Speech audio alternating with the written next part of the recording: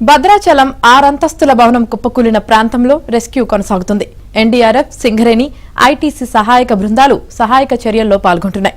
Building నిర్మాణ పనుల్లో 2 కూలీలు ఉన్నారని యజమానులు చెబుతుండగా 4 కూలీలు ఉన్నట్టు స్థానికులు అనుమానం వ్యక్తం చేస్తున్నారు.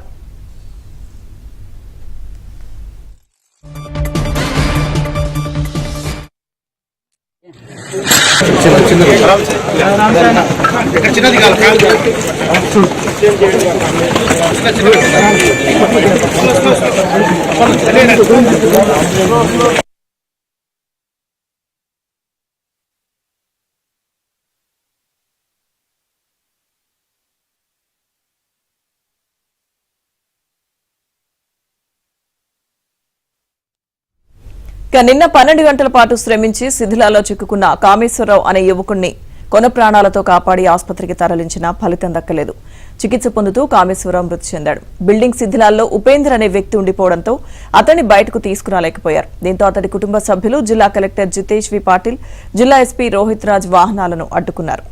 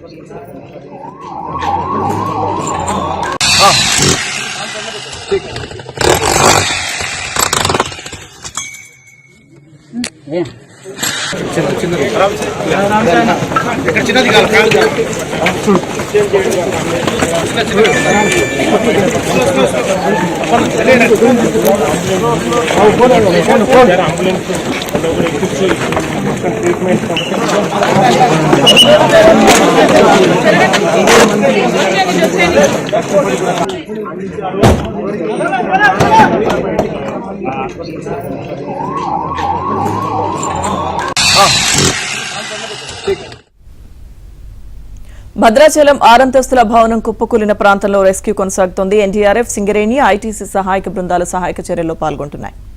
ఇక బిల్డింగ్ నిర్మాణ పనుల్లో 2 కూలీలు ఉన్నారని యజమానులు చెబుతుండగా 4 కూలీలు ఉన్నట్లు స్థానికులు అనుమానం వ్యక్తం చేస్తున్నారు. అసలు ఇక ఓవరాల్ గా అక్కడ సహాయక చర్యలు ఏ విధంగా ఉన్నాయి, వీటన్నిటికి సంబంధించి పూర్తి సమాచారాన్ని ఘటనా స్థలం నుంచి మరింత సమాచారం అందించడానికి మా ప్రతినిధి రవి అందుబాటులో ఉన్నారు. రవి,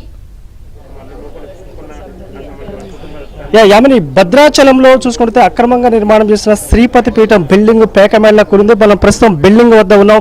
భక్తి ముసుగులో శ్రీపతి శ్రీనివాస్ అనే వ్యక్తి ఒక ప్రైవేటుగా మఠాన్ని నిర్మిస్తూ ఒక పాత భవనంపై G+5 5 ఫ్లోర్ల నిర్మాణం చేయడంతో నాసిరకం నిర్మాణంతో ఇది పేకమేడలా కుప్పకూలింది. నిన్న కూలిన సమయంలో 2 కూలీలు ఉన్నట్టుగా ఆ యజమాని భార్య చెబుతుండగా మరొక కూలీ కూడా ఉండే అవకాశం ఉందని కూడా స్థానికులు అనుమానాలు వ్యక్తం చేస్తున్నారు.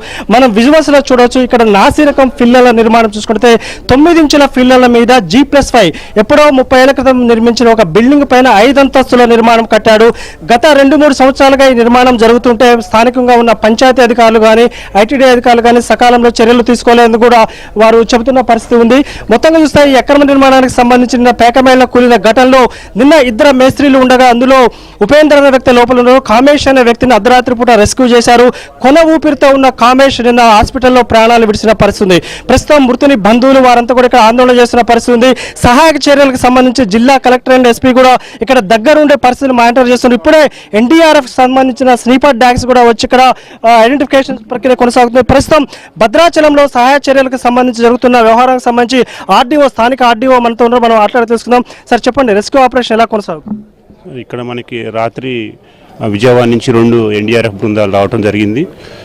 రాత్రి కూడా మేము 6 నుంచి 8 అవర్స్ వరకు రెస్క్యూ చేసి ఇక్కడ రామేశ్వరరావు అనే వ్యక్తిని కూడా ఫైండ్ అవుట్ చేసి లైవ్లో ఇవ్వటం జరిగింది. కాకపోతే అకస్మాత్తుగా తాను చికిత్స పొందుతూ మృతి చెందడం జరిగింది. మాకు ఇక్కడ లోకల్లో ఉన్నటువంటి ఇక్కడ ఉన్నటువంటి సమాచారం ప్రకారంగా ఇంకొక ఉపేంద్రరావు అనే వ్యక్తి ఉన్నారని వాళ్ళ కుటుంబ సభ్యుల ద్వారా తెలిసింది. ఇంకా నన్ ఆఫ్ అదర్ పర్సన్స్ ఎవరు కూడా ఇక్కడ ఇంతవరకు. అంటే మీకు ప్రాథమికంగా బిల్డింగ్ సంబంధించిన యజమానికి సంబంధించి ఏం చెబుతున్నారు, ఎంతమంది ఉన్నారని చెప్పారు, అతను ఏమైనా అందుబాటులో ఉన్నాడు? యజమాని వాళ్ళు చెప్తున్న దాని ప్రకారంగా 2 ఉన్నారని చెప్పారు.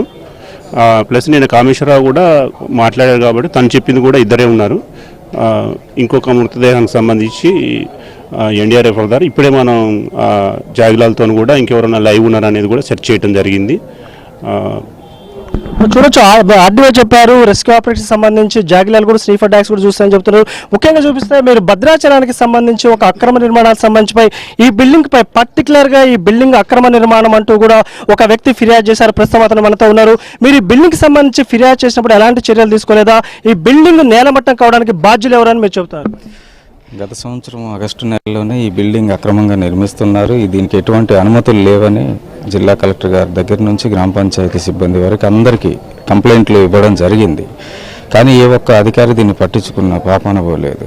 అసలు భద్రాచలంలో సుమారు 2000 ఇండ్లు ఉంటే 13 ఇండ్లకే పర్మిషన్ అని ఆర్టీఏ ప్రకారం ఇచ్చారు. 13 ఇండ్లకు పర్మిషన్ ఇస్తే ఇన్ని వందల ఇండ్లు కడతా ఉంటే పంచాయతీ సిబ్బంది ఏం చేస్తున్నారు అనేది క్వశ్చన్గా మిగిలింది. రాజకీయ ఒత్తిళ్లు అనేక కారణాలు వీళ్ళకు ఉంటే ఉండొచ్చు. అంటే భక్తి ముసుగులో ఇట్లా ఒక మఠాలు నిర్మిస్తే ఇంతమంది ప్రాణాలు కూడా కారణమైన ఈ వ్యక్తికి సంబంధించి మీకు ఎలాంటి బెదిరింపులు వచ్చాయా? తప్పకుండా చాలా మంది ఫోన్ చేశారు. ఈ అనేక రకాల పార్టీలు స్థానికంగా ఉన్న వాళ్ళు అయితేంది, బయట వాళ్ళు ఫోన్లు చేశారు. పర్టికులర్గా ఇతను మీరు వీడియోలో చూసే ఉంటారు. అతను నీ సంగతి చూస్తా, నీ అంత చూస్తా, నువ్వెంత, నీ లెక్క ఎంత, నీ మీద రౌడీ షీట్ ఓపెన్ చేపిస్తా, నాకు మంత్రి తెలుసు, వాడు తెలుసు, ఈ రకరకాలైనటువంటి బెదిరింపులు ఉన్నాయి. వీడు బెదిరించే బెదిరింపులకో ఇంకొకటో ఆగే ముచ్చట్లేదు. అలాగే అందరి అధికారులకి, పిఓ గారికి, కలెక్టర్ గారికి కూడా కంప్లైంట్ చేయడం జరిగింది. దానిని మనం చూడొచ్చు. ఇతను ప్రత్యక్ష సాక్షి. ఎవరైతే ఈ బిల్డింగ్ అక్రమ నిర్మాణం అంటూ పంచాయతీ అధికారులకు, ఐటీడీ అధికారులు కూడా ఫిర్యాదు చేసిన అధికారుల అవినీతి వ్యవహారం వల్ల గత 2 సంవత్సరాలుగా జరుగుతున్న ఈ బిల్డింగ్ నిర్మాణాన్ని అడ్డుకోకపోవడం వల్ల నిన్న పేకమేడలా కూరింది. ఇద్దరు మేస్త్రీలో ఒక మేస్త్రిని రెస్క్యూ చేసిన అతను ప్రాణాలు విడిచిన పరిస్థితి. మరో మేస్త్రి ఉపేంద్ర ఉన్నాడు. వీరిద్దరితో పాటు ఇంకో కూలి ఉండే అవకాశం అందు కూడా సస్పెక్ట్ అవుతుంది. ఎన్డీఆర్ఎఫ్ బృందాలు శ్రీఫర్ డాక్స్ తో కూడా డిటెక్ట్ చేసే పని ఉన్నాయి. మొత్తం చూస్తే జిల్లా కలెక్టర్ తో పాటు ఎస్పీ కూడా ఇక్కడ ఘటనా స్థలం వద్ద ఉండి పెద్ద ఎత్తున రెస్క్యూ ఆపరేషన్ కొనసాగుతుంది. మనం విజువల్స్ లో చూడొచ్చు. ఎన్డీఆర్ఎఫ్ టీమ్ తో పాటు టీఎస్ ఫైర్, అదే విధంగా ఇక్కడ చూసుకుంటే పోలీస్ సిబ్బంది మొత్తం కూడా ఇక్కడ పంచాయత్ సిబ్బందితో పాటు అందరూ కూడా ఇక్కడ రెస్క్యూ ఆపరేషన్ కొనసాగుతున్న పరిస్థితి. ఏది ఏమైనా భద్రాచలం అంటే ఒక విషయం ఉంది. భద్రాచలంలో భక్తి ముసుగులో ఒక వ్యక్తి ప్రైవేట్ మఠం పేరుతో ఈ విధంగా చేసిన అక్రమ నిర్మాణం, అనుమతి లేకుండా చేసిన ఈ అక్రమ నిర్మాణం పేకమేడలో కూలిన ఘటనలో ఇద్దరు చనిపోయినట్టుగా స్పష్టంగా తెలవడం, ఇంకెంతమంది ఉన్నారనేది కూడా స్పష్టత రాకపోవడం.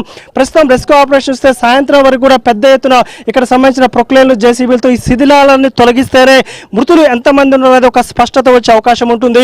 జిల్లా కలెక్టర్ ఎస్పీ ఇక్కడ స్వయంగా దగ్గరుండి పనులు మానిటర్ చేస్తున్నారు. ఈ ఘటనపై జిల్లా మంత్రి తుమ్మల కూడా ఇప్పటికే జిల్లా అధికారులతో మాట్లాడి యుద్ధ ప్రాతిపదికన దీన్ని రెస్క్యూ చేయాలని, మొత్తం తొలగించాలని కూడా చెప్పిన పరిస్థితి. మృతులు బాధితుల బంధువులు కూడా ఇప్పుడే రాస్తారోకా చేశారు. వారికి న్యాయం చేయాలంటూ కూడా డిమాండ్ చేస్తున్న పరిస్థితి. మొత్తం చూస్తే ఓవరాల్ గా అనుమతులు లేకుండా అక్రమ నిర్మాణం చేస్తూ భద్రాచలంలో ఈ విషాద ఘటన కారణమైన శ్రీపతి శ్రీనివాస్ ప్రస్తుతం ఎక్కడ ఉండనే దానికి సమాధానం చూస్తే అతను పోలీసుల అదుపులో ఉన్నట్టుగా తెలుస్తుంది. భక్తి ముసుగులో శ్రీపతి శ్రీనివాస్ చేసిన ఈ అక్రమ నిర్మాణం వల్ల ఇప్పుడు ఇద్దరు ప్రాణాలకు పోగా ఇంకెంతమంది ఉన్నారో స్పష్టత రాలేదు. ప్రస్తుతం రెస్క్యూ ఆపరేషన్ కొనసాగుతుంది. Yamini. Right, thank you Ravi.